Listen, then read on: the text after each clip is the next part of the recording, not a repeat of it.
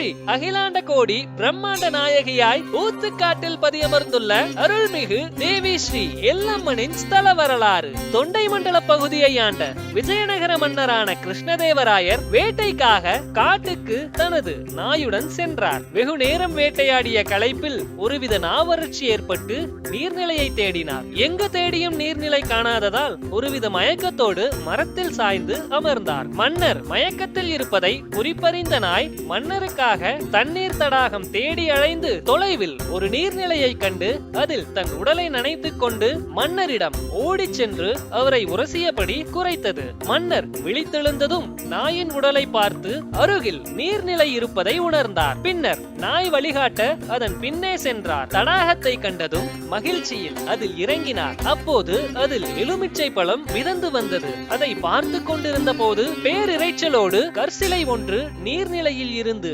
எழும்புவதை கண்டார். மன்னரை தேடி வந்த சேவகர்களை அழைத்து வலை விரித்து அம்மனை எடுக்கும்படி ஆணையிடுகிறார். அம்மனை எடுக்க முயற்சிக்கும் போது வலை அருந்து விடுகிறது. அதன் பிறகு சேவகர்களை அழைத்து இரும்பு வலை கொண்டு எடுக்க ஆணையிடுகிறார். அம்மனை மன்னர் வணங்கி தன் கையில் தூக்கி ஊர் மெய்காப்பாளர்களிடம் அம்மனை ஒப்படைத்தார். பின்னர் 1608 வருடம் அந்த பகுதியிலேயே ஆலயத்தை கட்டி அம்மனை அங்கு பிரதிஷ்டை செய்ய முடிவு செய்தனர். அம்மன் சிலை காட்டு எல்லை பகுதி ஊற்றுநீர் தடாகத்தில் கிடைத்ததால் அம்மனுக்கு ஊத்துக்காட்டு எல்லம்மன் என்று பெயரிடப்பட்டது.